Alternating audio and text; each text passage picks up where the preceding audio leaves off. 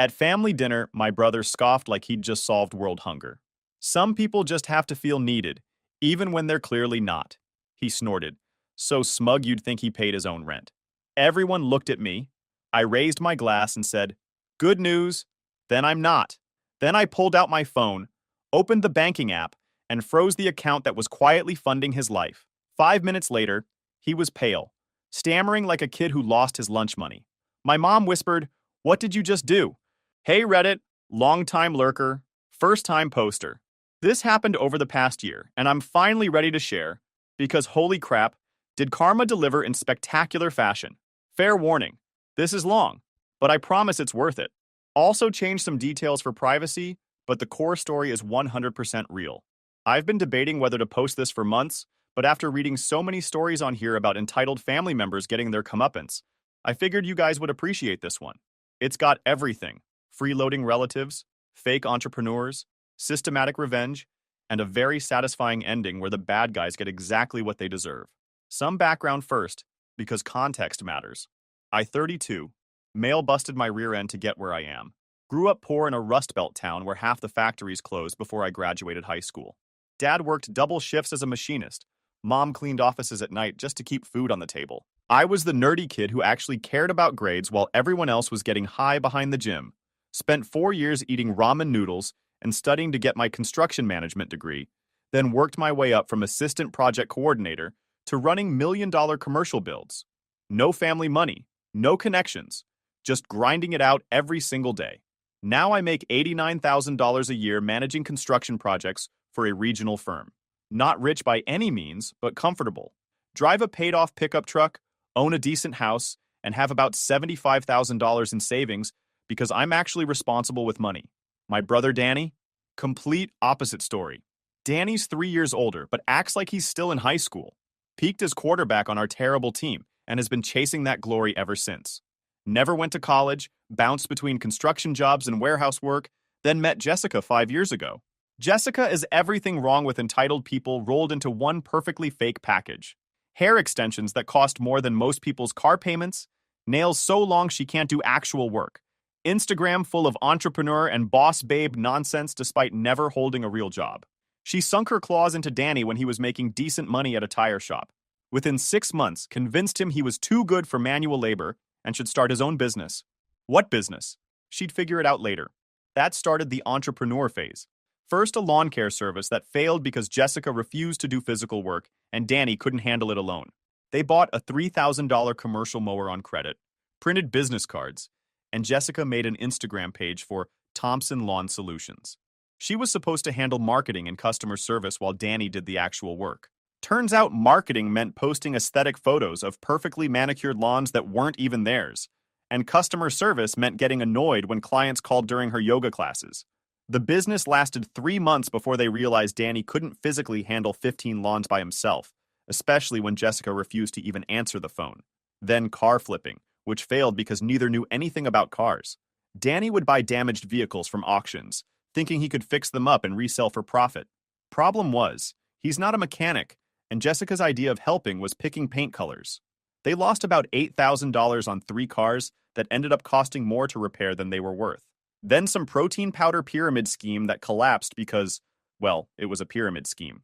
Jessica was convinced she could build a team of other girls selling supplements through social media. She spent $2,000 on initial inventory and managed to sell exactly 12 containers, mostly to family members who felt sorry for her. Every failure was someone else's fault. Bad customers, wrong timing, unfair competition. Never once did they look in the mirror and think maybe they were the problem. About 11 months ago, Danny called me sobbing like a child. Not upset.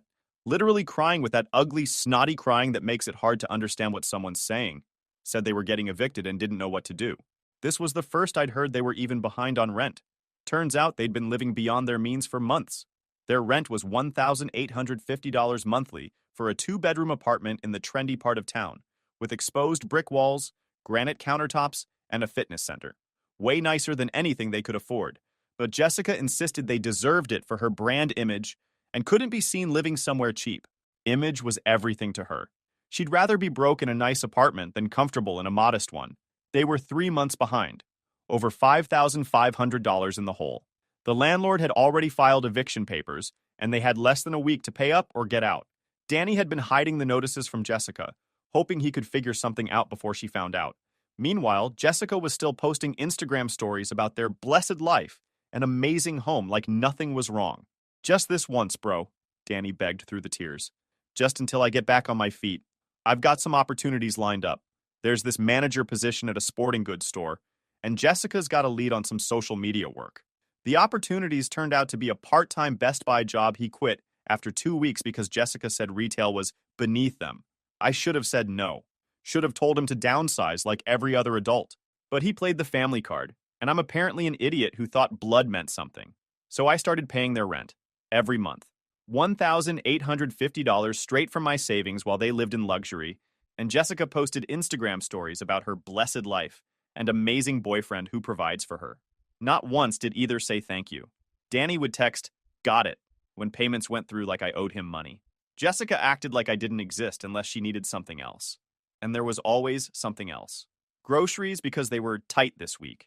Car repairs when Danny's truck broke down. Emergency vet bills for their designer dog. Always presented as crises with implied threats that they'd be homeless if I didn't help. 11 months of this. 11 months of subsidizing two grown adults too proud to work, but not too proud to take my money. Around month 8, Jessica decided my generosity needed conditions attached. What started as occasional comments became regular critiques of my lifestyle and spending habits. Started with passive-aggressive observations about how I must be doing really well financially to afford helping them so much. Then suggestions about how I could optimize my budget to provide even more assistance. She'd make comments about my truck payments, my mortgage, my grocery shopping, like she was conducting a financial audit of my life to see where I could cut corners to give them more money. "You eat out a lot for a single guy," she'd say, while scrolling through my Facebook photos. "If you meal prepped like me, you could probably save $300 a month. That would really help with our utilities."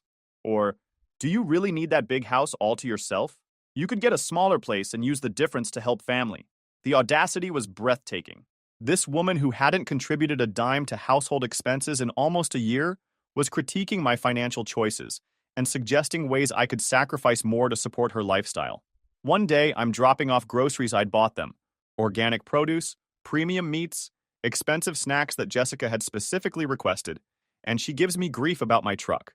"You know, if you got something more fuel efficient, you'd save enough on gas to help with our utilities too," she says, not even looking up from her phone where she's editing selfies with some filter that makes her look like a completely different person.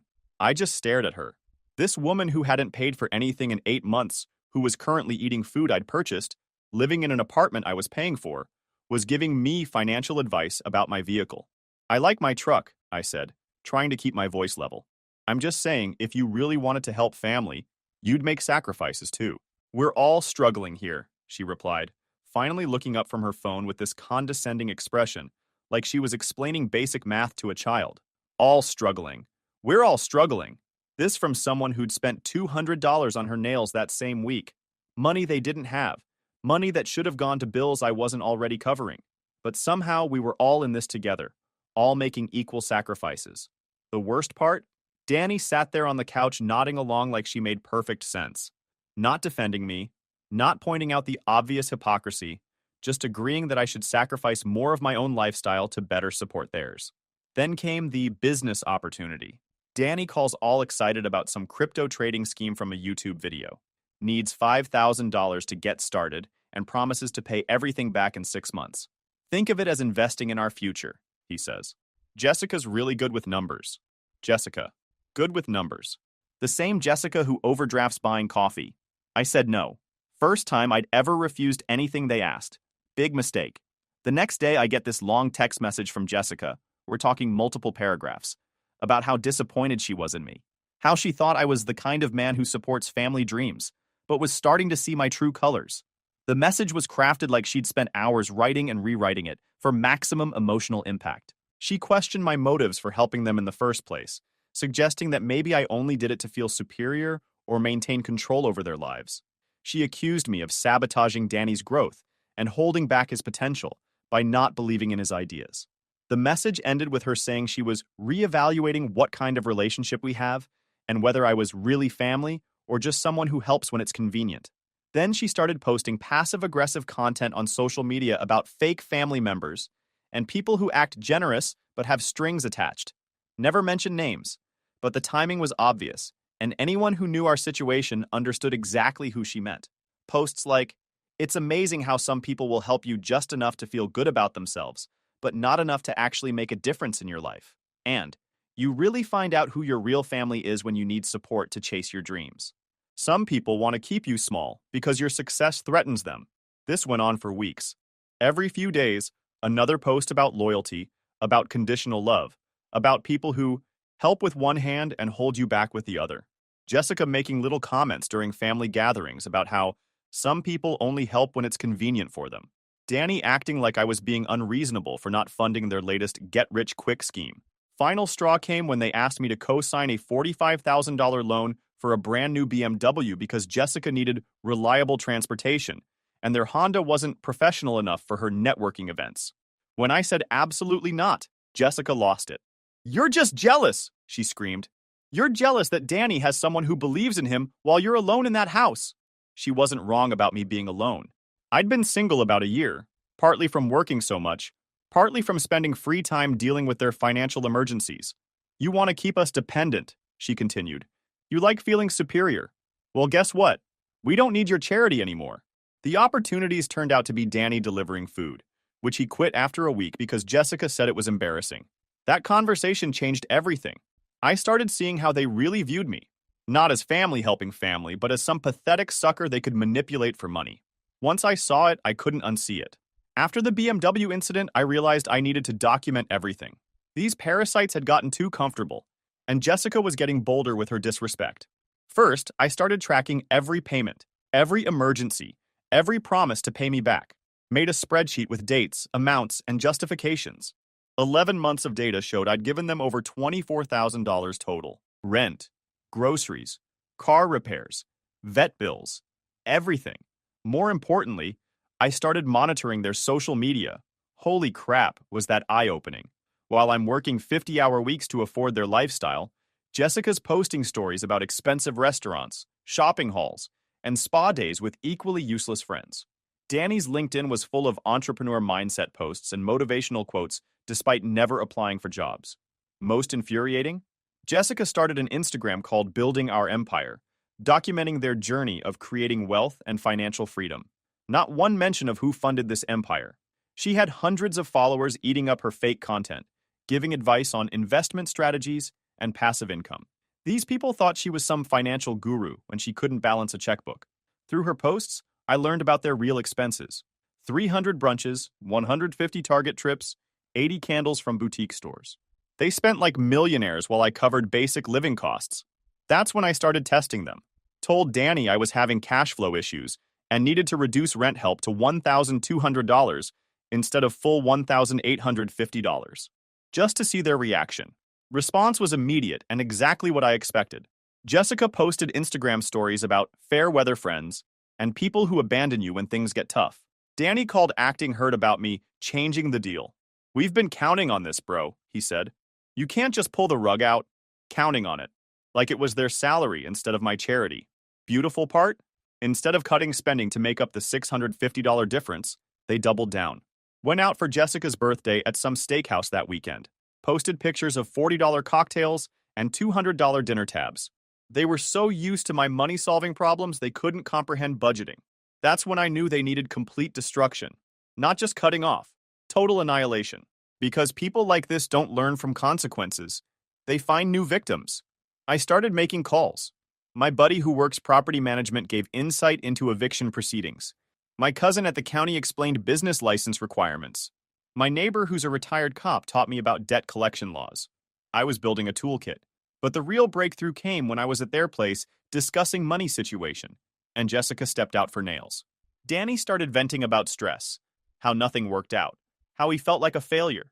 For a moment, I almost felt bad. Then he said something that changed everything.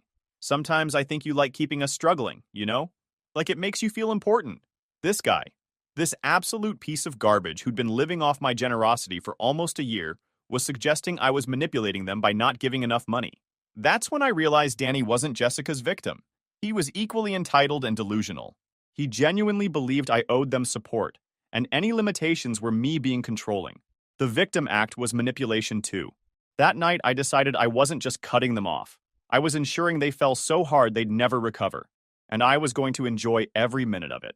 The moment I decided to completely destroy them came at Dad's 60th birthday party. Dad specifically wanted something low-key. Family, burgers on the grill, simple stuff. Jessica couldn't just show up and be normal. She walked in wearing some designer dress that probably cost more than Dad's birthday budget, carrying expensive wine she made sure everyone noticed. Danny got Dad a Home Depot gift card, which was actually thoughtful since Dad loves projects. But Jessica had to make a speech. "I want everyone to know how grateful Danny and I are for such supportive family," she announced, standing up mid-dinner like anyone asked. "Especially Mike, who's been amazing helping us get our business off the ground." Business. She called their non-existent income a business. It's rare finding people who understand the entrepreneurial journey and invest in family dreams, she continued, looking at me with this fake smile. My face got hot. She was making it sound like I was a business partner instead of their personal bank. Worse, she was doing this in front of my parents, who didn't know the full extent of what I'd been paying. But she wasn't done. Danny's been working so hard on his cryptocurrency portfolio, and I've been developing our social media presence. We're really building something special. Cryptocurrency portfolio. Social media presence. Her words for gambling with money they don't have, and posting selfies on Instagram. Mom looked confused. "I thought you were looking for regular work, Danny." "Well, Mom, the traditional job market isn't where opportunities are anymore," Danny said, falling into Jessica's nonsense. "We're focused on creating multiple income streams and building long-term wealth." Dad, who worked 30 years in a factory to support his family, just stared. "What exactly do you do all day?" he asked. Jessica laughed condescendingly. "It's complicated, Mr. Thompson. The digital economy requires different work ethic. It's about working smarter, not harder.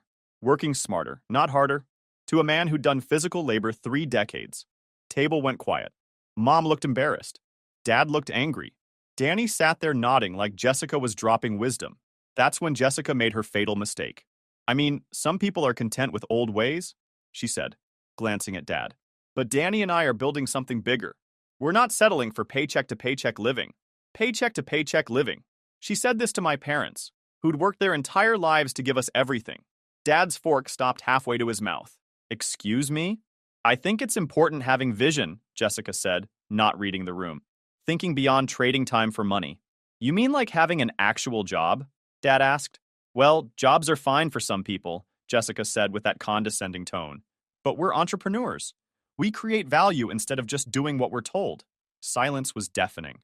Mom stood up clearing plates, which she does when trying not to say something she'll regret. Dad stared at Jessica like she was an alien. Danny kept nodding along like she made perfect sense. "Besides," Jessica continued, apparently unable to recognize when to shut up, "we're lucky having family support during growth phase. Mike understands that investment in us is really investment in the family's future." That's when I snapped. "What investment?" I asked. Jessica looked confused. "Well, you know, the support you've been giving while we build our—" "You mean the rent money I pay because you're both too lazy to get jobs?" Whole table froze. "I wouldn't call it lazy," Jessica said defensively. "We're working toward—" "What exactly are you working toward, Jessica? Because for 11 months, I've paid your bills while you post Instagram stories about being an entrepreneur. What business do you actually have?" "Well, we're in development phase of—" "You don't have a business. You don't have income. You don't have a plan. You have my money and an Instagram account." Danny finally spoke. "Come on, bro, don't do this here." "Don't do what? Tell the truth? You want truth, Dad? I've paid $1,850 monthly for their rent because Danny can't keep a Best Buy job and Jessica thinks she's too good to work anywhere." Mom stopped in kitchen doorway. Dad's face went red. 11 months, I continued. Over 24 grand. Instead of saying thank you or getting their act together, they asked me to co-sign car loans and give attitude about not helping enough. Jessica's fake composure cracked. "That's not fair, Mike. We never asked you to—" "Nonsense. You've asked for everything. Rent, food, car repairs, vet bills. Every time I help, you act like I'm not doing enough. We're grateful, but—" "Grateful? You posted on Instagram last week about fake family members who help with strings attached. But was that gratitude?" She turned bright red. "And you," I said to Danny. "You told me I like keeping you struggling because it makes me feel important. Does that sound grateful?" Dad slammed his hand on table. "Are you serious? Mike's been paying your rent and you're complaining. It's complicated, Dad, Danny said weakly. No, it's not, Dad shot back. Your brother works his tail off at a real job to pay for your apartment while you sit around pretending to be a businessman. What's complicated about that? Jessica started fake crying. I don't understand why everyone's being so mean. We're trying our best. Your best? Mom said from kitchen. Your best is taking money from your brother while insulting his father? That's when I stood up. You know what? You're right, Jessica. I am done helping with strings attached. The string is showing basic respect and gratitude. Since you can't do that, we're done. I pulled out my phone, opened banking app, and canceled the recurring payment right there. 11 months of my money, and you can't even pretend to be thankful. Figure it out yourselves. Jessica started sobbing. Danny looked like someone punched him. Mike, wait, let's talk, Danny said. Nope, we're done talking. You've got until month's end to figure out your own rent. I grabbed my jacket and headed for the door. This is going to destroy us, Jessica wailed. I turned back one last time. Good. First week after cutting them off was beautiful. Radio silence from both. No angry texts, no guilt trips, no emergency calls. Just pure, blissful quiet. I figured they were either finding another sucker or still convinced I was bluffing. Either way, I enjoyed the peace. But their social media told a different story. Jessica's Instagram went from daily entrepreneur lifestyle content to sporadic, desperate, manifesting abundance garbage. Danny stopped posting motivational LinkedIn quotes and went completely dark. By week 2, panic set in. Danny called Tuesday night, trying to sound casual. Hey bro, just checking in. How are things? Good. You? Yeah, good. Listen, I know you were upset at Dad's party and I get it. Maybe we could grab coffee and talk things through. Nothing to talk through. You made clear how you feel about my help. Come on, man. You know we appreciate everything you've done. Do I? Because Jessica spent Dad's birthday explaining how paycheck to paycheck living is for losers who lack vision. That sound appreciative. Long pause. She didn't mean it like that. How did she mean it, Danny? Another pause. Look, can we just work something out? Just until what? Until you find another family member to leech off? That's not fair. What's not fair is me paying your bills 11 months while you insult my work ethic and family. Figure it out yourself. I hung up. Next day, Jessica tried a different approach. Showed up at my work parking lot after my shift, clearly been crying. Mascara streaked, red eyes, the whole production. Mike, we need to talk, she said. No, we don't. Please. I know I said things that came out wrong, but you're misunderstanding the situation. Am I? Yes. I never meant disrespecting your parents. I was explaining our business model and it came out wrong. What business model, Jessica? Explain it. She started stammering about building their brand and developing revenue streams, but couldn't give one concrete income example. So your business model is taking my money while posting on Instagram? It's more complicated than that. No, it's really not. You want me paying bills so you can play pretend entrepreneur. When I ask for basic gratitude, you act like I'm controlling. I am grateful. We both are. Then why did you post about fake family members with strings attached? That wasn't about you. Who else was it about? She couldn't answer. Jessica, here's the thing. You and Danny spent 11 months treating me like a bank account instead of family. Now you're dealing with consequences. It stinks, but that's life. But the apartment is your problem. You signed the lease? We can't afford it without your help. Then you should have thought about that before biting the hand that feeds you. I got in my truck and drove away, leaving her standing there.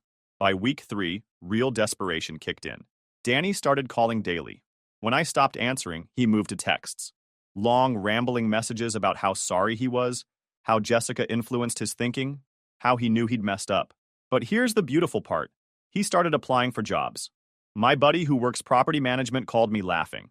Dude, some guy named Danny Thompson just applied for maintenance at one of our complexes. Says he's your brother and needs work immediately. Should I hire him? Up to you, I said. But don't do me favors. Treat him like any other applicant. Oh, I will. But get this. He listed cryptocurrency trading and social media management as recent work experience. I almost choked.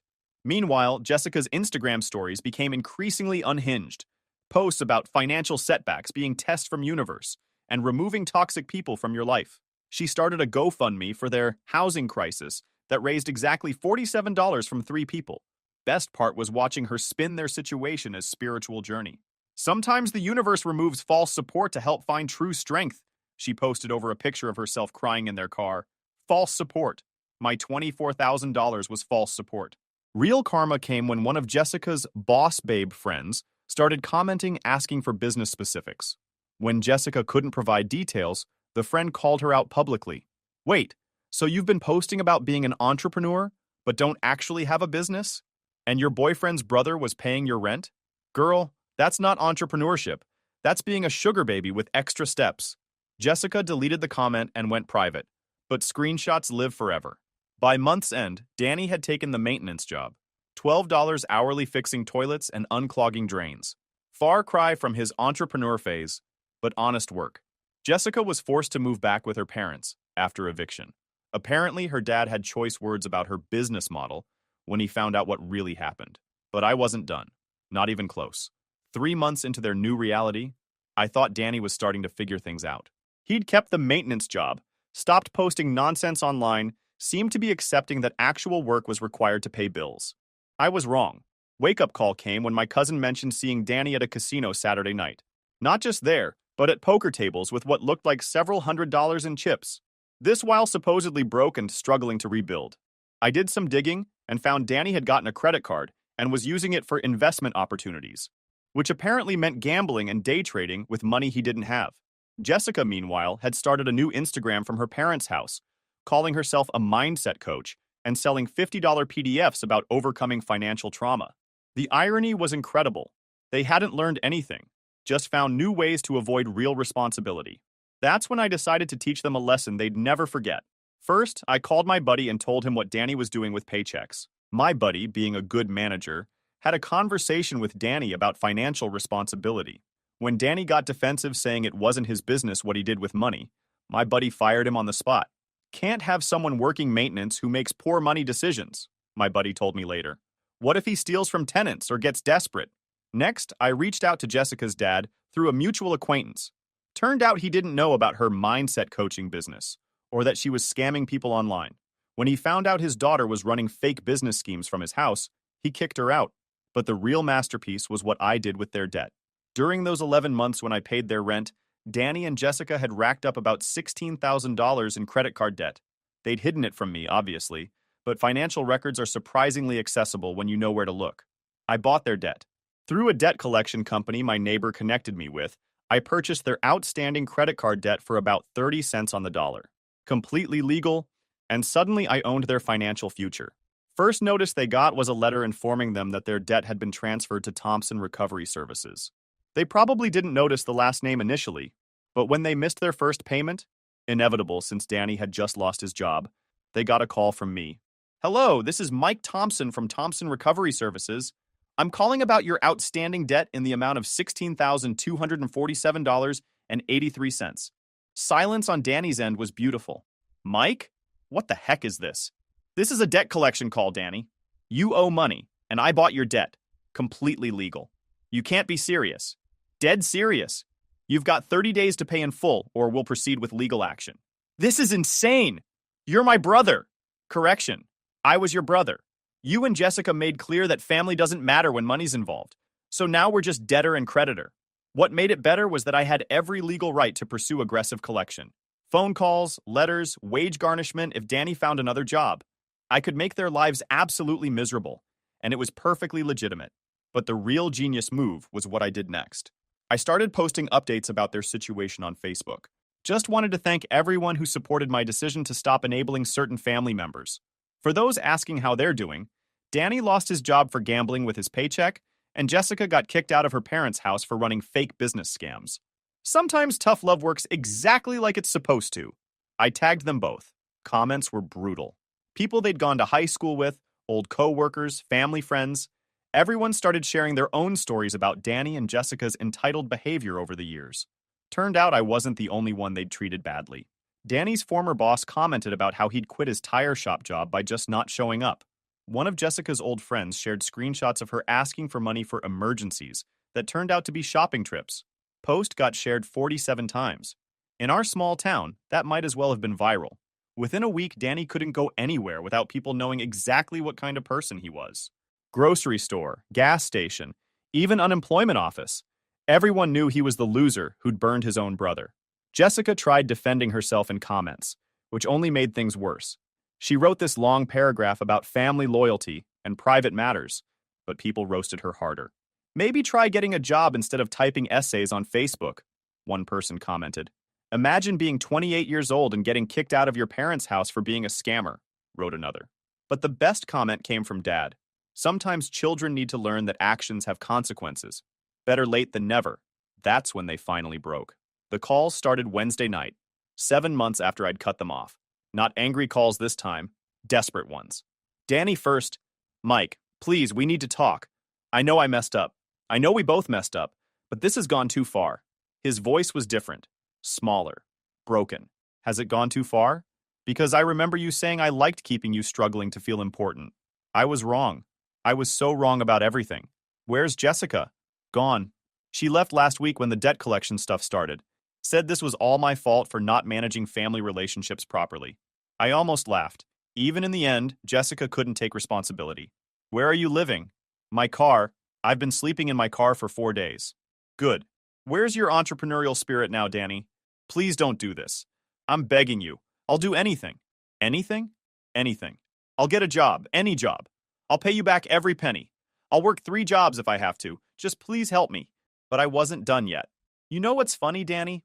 For 11 months, I paid your bills and asked for nothing except basic respect. And you couldn't even give me that. I know I was a jerk. You were worse than a jerk. You were an ungrateful piece of garbage who bit the hand that fed you. And Jessica? Jessica was a gold-digging user who thought she was too good to work at McDonald's, but not too proud to take my money. You're right. About everything. Now you're homeless, jobless, and your girlfriend left you the second things got hard.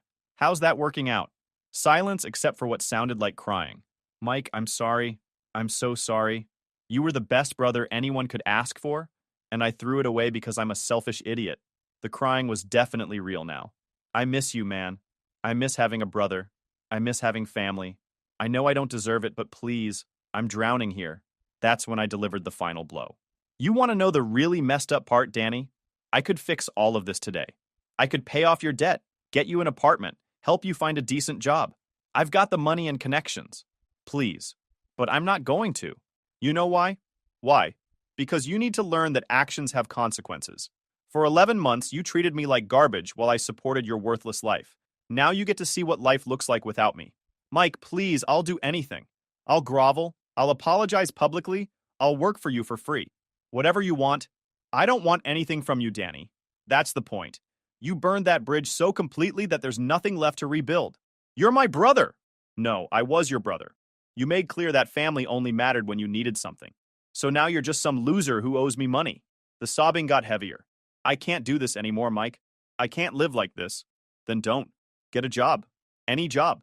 Work your way back up from the bottom like everyone else has to do. Figure out how to be a functioning adult instead of a parasite. What if I can't? Then you'll fail. And that'll be entirely your fault. I hung up and blocked his number. But the story doesn't end there. 2 weeks later, I got a call from Dad.